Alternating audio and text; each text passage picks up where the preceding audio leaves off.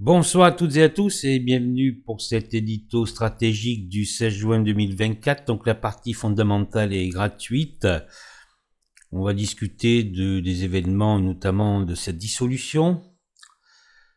Et la partie technique d'analyse stratégique, bien sûr, sera réservée aux abonnés. Alors, est-ce la fin de la France? La fin de la France, le crack? Ça doit se dire sûrement sur les réseaux. Moi, je n'écoute pas ça parce que j'ai autre chose à faire, parce que moi, je travaille. Je travaille mon trading et je travaille pour mes clients.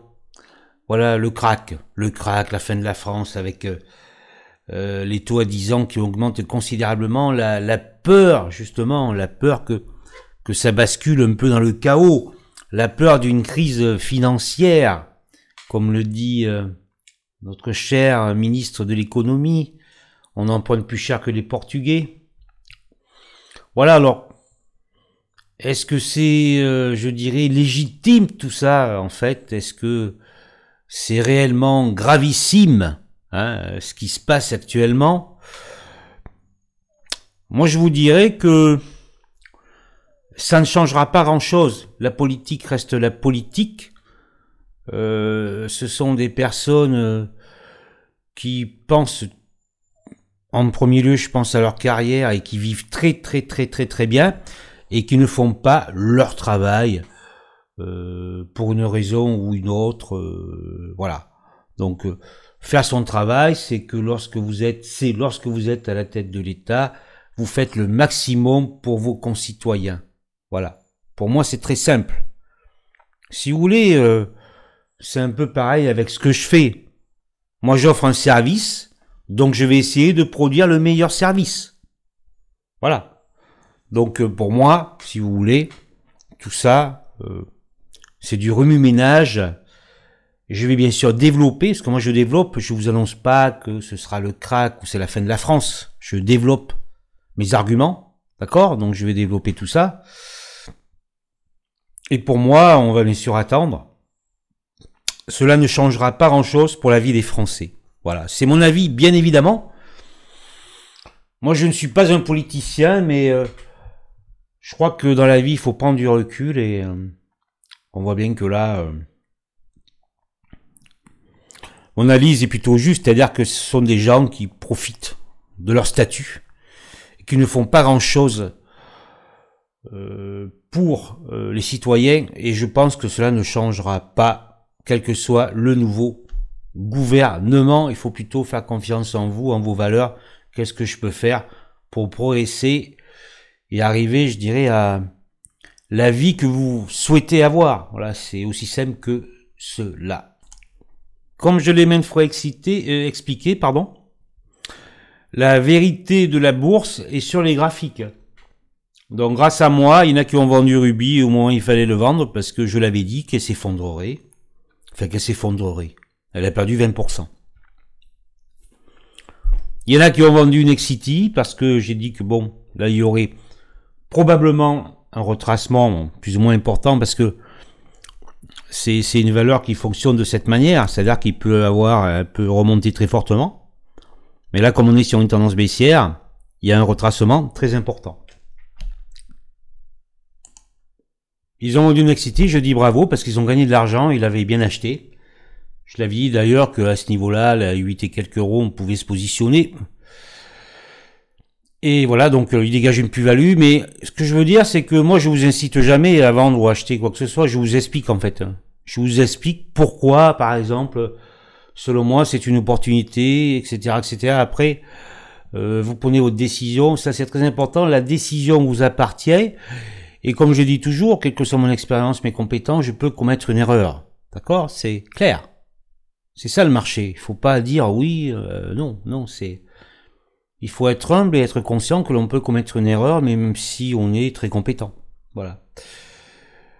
Il faut pas... Vous voyez ce que je veux dire? Péter plus haut que... Voilà. Ça, c'est très important. Alors, le graphique. Qu'est-ce que dit le CAC? Eh bien, le CAC, nous sommes nettement haussiers. Nous sommes nettement haussiers. Et en fait, est-ce que cela va continuer cette semaine, est-ce que cela va continuer lorsqu'il y aura les résultats le 7 juillet? Nous verrons bien. En tout cas, ce que je peux vous dire, c'est que si on va chercher cette zone entre 7200 points et 6950 points, voilà, on est encore, je dirais, tranquille. Alors je développe tout ça parce que qu'est-ce que j'ai dit en décembre? J'ai dit que 2024 serait une belle année. D'accord? Et on le voit notamment au niveau des marchés américains qui là, je dirais, font plus que résister puisqu'on a encore des plus hauts sur le Nasdaq et le SP500. Puisque pour les investisseurs américains, la bataille contre l'inflation est gagnée. Bon, oui, enfin, après peut-être. Mais forcément, ça ralentit. On le voit encore avec notamment le sentiment des consommateurs du Michigan qui est nettement inférieur aux attentes. Donc forcément, le fait que la Fed maintienne des taux à un certain niveau, qui sont pas très élevés par rapport aux années 70, hein, d'accord? Forcément, ça va provoquer un ralentissement. Donc les prix à la production sont inférieurs aux attentes, bien sûr, ça suit, tout ça, ça suit. Et donc les marchés américains sont au plus haut et font fi de ce qui se passe, notamment sur le CAC. Mais bon, le CAC est un indice secondaire. Et je le répète encore une fois, ce qui se passe en France est secondaire, parce que cela fait longtemps que la France ne pèse plus rien au niveau international. C'est les mêmes soucis au niveau des États-Unis. Là, ça serait peut-être beaucoup plus grave, d'accord? Voilà. Donc là, c'est du prétexte. Donc, j'ai dit qu'on aurait plutôt une belle année et qu'il y aurait, à un moment ou à un autre, une conso d'ampleur indéterminée. D'accord? Voilà. J'ai expliqué que le sentiment était profondément haussier et on le voit ici, c'est totalement haussier encore sur le CAC. Si on va sur le mois, on a atteint Tenkan-sen comme je vous l'avais dit la semaine dernière. J'ai pas donné timing parce que je peux pas vous le dire, hein. Quand je peux pas, je peux pas. Voilà, moi je ne raconte pas d'histoire, vous savez. Ça c'est important. Donc après, vous avez Kijun-sen. Donc là, nous sommes nettement haussiers. Nous sommes loin de ce qu'on pourrait dire la fin du monde, etc., etc. Donc une conso. Je vous ai dit que la Fed ne baisserait pas ses taux, je dirais, à cause de l'inflation, puisqu'on baisse les taux d'intérêt lorsqu'il y a un ralentissement. Je vous ai dit, en décembre, le 24 et le 31, parce que moi j'étais là à ce moment-là, je vous ai dit qu'en fait, il vous présenterait le ralentissement comme quelque chose de très sympathique. Donc, ça va ralentir, on va baisser les taux, donc c'est très bien, et le marché montera. Au départ, c'est ce qui est en train de se passer. Il y a quelques semaines, j'ai averti d'une correction sur le CAC 40 avec d'une ampleur indéterminée, et j'ai longuement averti, je continuerai à le faire, en disant que, en fait, ce n'est qu'un prétexte. Le tout est de trouver un prétexte à la baisse, et cette baisse que j'ai encore déterminée à l'avance, parce que ce n'est pas la première fois, je peux me tromper, ce n'est pas la première fois, et l'on voit que je vise régulièrement juste. Il y a d'ailleurs un des clients qui me l'a dit, mais c'est mon travail, et puis je suis détaché par rapport à ça, je vise juste, ben c'est bien, mais on continue à faire correctement son travail. Donc là, on a trouvé le prétexte. On voit encore la puissance algorithmique avec cette forte baisse du CAC 40, le plus gros déclin depuis mars 2022. Toujours plus loin dans l'algorithme, dans l'excès, dans l'irrationnel qui a toujours existé, mais qui est augmenté avec l'intelligence artificielle. Vous savez, les 3 I, l'irrationnel, l'improbable, l'illogique. Hein? Donc là, nous avons notre prétexte tout trouvé. Hein. Si cela n'avait pas été la dissolution, cela aurait été Taïwan ou autre chose, ou le fait que voilà, l'OTAN n'a pas envie de faire la paix avec les Russes. Mais ça, c'est bon, c'est de la politique, c'est la géopolitique. Et on voit bien que clairement, il y a un camp qui n'a pas envie. Donc on aurait pu dire, ah ben là, oui, c'est vrai que ça traîne un peu, etc., etc. Donc ça aurait pu être le prétexte. Hein? Ou les banques régionales américaines, qui ne vont pas très bien, mais ça on vous le dit pas trop. On trouve un prétexte pour justifier cette baisse, où cette baisse va s'arrêter, on verra bien. J'ai dit que le mois de juin pourrait être difficile, parce que c'est le mois de juin le plus mauvais de l'année, mais comme on a une manipulation des algorithmes, on a eu au moins un, voire deux, je crois, très beaux mois de juin les années précédentes. Vous voyez, il y a un bouleversement des statistiques, et on peut avoir un été difficile. On peut avoir ce qu'ils ont fait en 2022 et 2023, mais c'était probable, il ne fallait que trouver le prétexte. Donc ça, c'est très important. C'est toujours pareil, de bien se concentrer sur les graphiques. D'accord? Voilà. Ça, c'est essentiel pour essayer de comprendre, d'essayer d'identifier ce qui va se passer, hein, et puis après agir en fonction. Alors après, c'est bien, ça baisse, conso, c'est très bien, d'accord, mais il y a un problème. Vous voyez, comme je le dis, donc moi j'ai travaillé dans le médical et je connais très bien la psychologie humaine, j'ai étudié là-dessus, je continue à étudier, et vous savez, ce n'est pas très difficile. Voilà, il suffit de travailler. Alors, la psychologie humaine, c'est quoi? C'est-à-dire quand tout va bien, je suis optimiste, j'achète. On va se cadrer sur la bourse. Quand ça va pas, je déprime, je vends. Donc avant, la même mise de l'IA, c'était tout va bien, c'est génial, j'achète. J'achète même des titres, hein, parce que je suis optimiste. Voilà, il n'y a pas de... La psychologie humaine, il n'y a pas de dire, il n'y a pas de retenue. D'accord? Il n'y a pas de retenue. Soit c'est super, soit ça va pas. Voilà. Mais la mainmise de l'IA a bouleversé tout cela, c'est-à-dire que maintenant c'est le cas par cas. J'en ai déjà parlé, entre autre chose. C'est le cas par cas. Ça peut être au plus haut des titres qui vont être massacrés, comme Ricard par exemple. Parce que je le répète encore une fois, hein, ce n'est pas un conseil d'achat, mais Pernod Ricard est un titre qui résiste plutôt bien. Ce qui se passe actuellement sur Pernod Ricard, c'est anormal. Je vous le dis, hein. C'est tout. D'accord? C'est comme Essilor, hein. Je n'ai pas peur de la citer, hein. D'accord? Voilà. Essilor, c'est un titre qui, s'il y a une petite attaque, va réagir très rapidement, et c'est le cas de Pernod Ricard. Donc, ce qui se passe sur Pernod Ricard est inhabituel. À vous de faire votre choix, hein. Voilà. Donc c'est ça, c'est le cas par cas, mais ce cas par cas sur parfois le même secteur, vous allez avoir une valeur qui monte et l'autre qui va baisser, etc. Donc là, ça devient très compliqué. D'accord? Très compliqué parce que vous allez manifester, la probabilité que vous manifestiez une émotion néfaste pour votre trading ou investissement sera très élevée. Hein?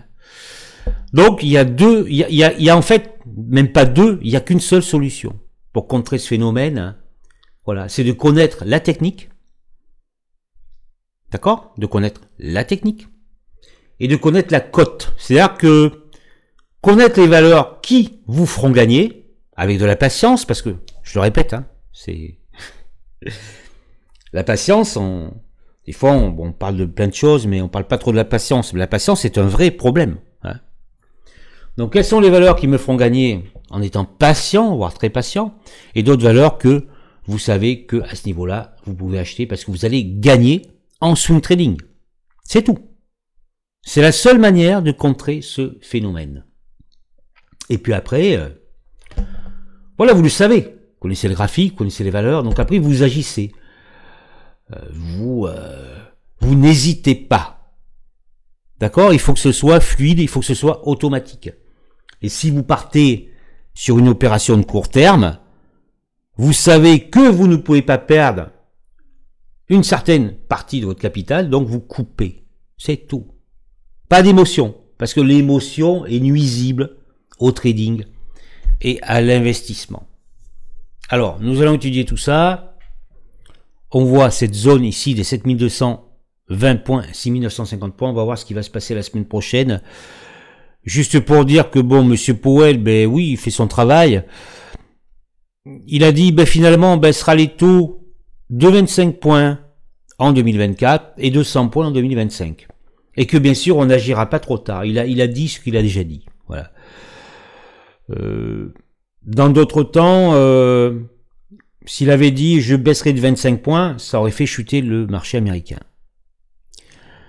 Donc, ce que l'on remarque, il dit 100 points en 2025, cela veut dire que ça va baisser en 2025. Donc, cela veut dire que potentiellement, il y aura un ralentissement plus important en 2025. Et qu'il agira trop tard. Voilà. Ça, je le répéterai. Après, un cadre de JP Morgan, il dit, ben, en fait, on baisse, les États-Unis ne baisseront pas leur taux en 2024. Et le marché est trop confiant par rapport à cette attente. Ok? Donc, on surveille, on regarde, on observe, et on agit s'il faut agir. Et bien évidemment, on reste cash. Voilà, c'est les liquidités, et comme je dis, c'est... J'ai pas peur de le dire, hein, vous savez.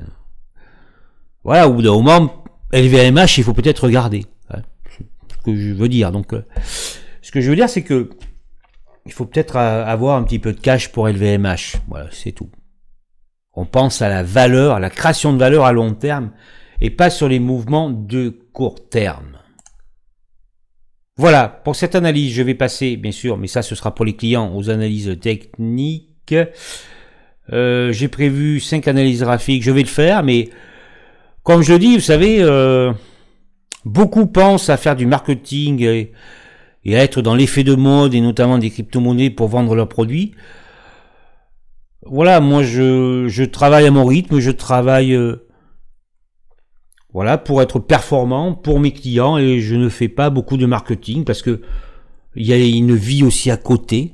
Voilà, donc mais je peux vous garantir que voilà, mes clients sont plutôt satisfaits, on le voit sur mon site internet, et je vais demander bien sûr d'autres enquêtes parce qu'il y a eu de nouveaux clients. Voilà, il faut être, on n'est pas dans le faux, hein, il ne faut pas être dans le faux, il faut être dans le vrai. On fait les choses comme on doit les faire, voilà, et après on n'est pas dans la vente à tout prix, et surtout si votre produit, ce n'est pas un bon produit, et ça ce n'est pas bien, parce qu'on sait que la bourse est très difficile. Donc, si quelqu'un croit en vous parce que vous l'avez baratiné et que vous lui vendez un mauvais produit, moi j'estime que ce n'est pas bien. Ce n'est pas bien de faire ça parce que, vous voyez, la personne croit en vous, a de l'espoir. Dit cette personne va m'aider. Vous voyez, c'est ça. Moi je propose mon aide et j'estime que mon aide, et on peut le voir, elle est à la hauteur. Et je ferai toujours le maximum pour cela. Et c'est tout à fait légitime. Donc voilà, ce qui est important, c'est ça. C'est faire son travail et ne pas dans le mensonge. Ça, je crois que c'est essentiel. Je vous remercie pour votre écoute et je vous souhaite une très bonne semaine. Soyez prudents et bien sûr, soyez réactifs, agissez. Et voilà, ne réfléchissez pas trop, faites ce qu'il faut faire. Parce que vous pensez qu'à ce moment-là, il faut le faire. Voilà. Je vous dis à bientôt.